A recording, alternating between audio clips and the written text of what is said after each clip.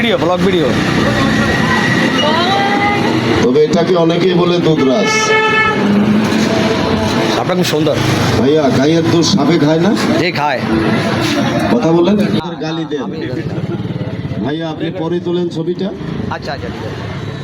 একটু পরে তোলেন, দোকানে যান। তবে আমাদের বাগদানি কামাই করে আমাদের খাওয়ায়, এটা সত্য।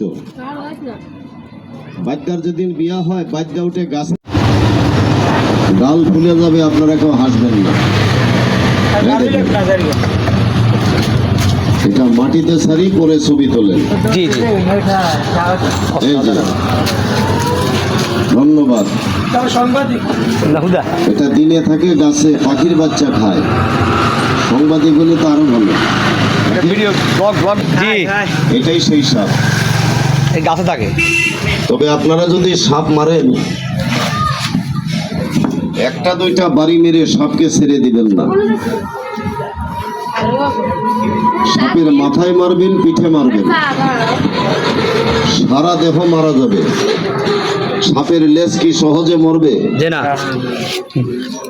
এই লেজটাকে গালিয়ে দিবেন। আর একটি সময় সাপকে মারবেন না। এটারে বলেন দুধরাজ, অনেকে বলে দাঁড়াই সাপ। আচ্ছা, সাপের ভিতরে যেটা আছে ফনা তোলে,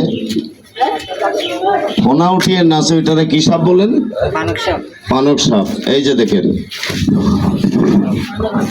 তবে আপনারা একটি সময় সাপকে মারবেন না। সাপ মারা যায়, সাপের লেজ মরে না। এই লেজটাকে গালিয়ে দিন।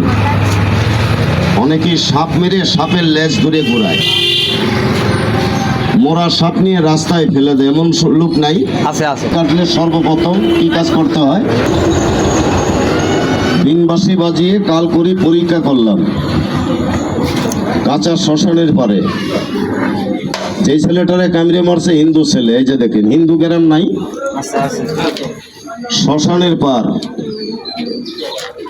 আমি কাল করে পরীক্ষা করলাম, আল্লাহ আমি যেখানে আইছি জায়গাটা খুবই ডেয়ারিং।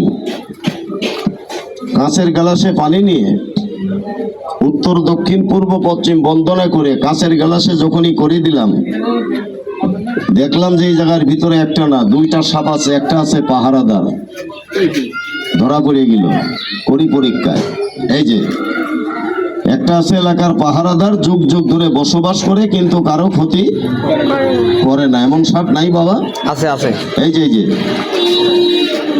একটু লক্ষ্য করেন, ওই পাহারাদার সাপটা বাদ দিয়ে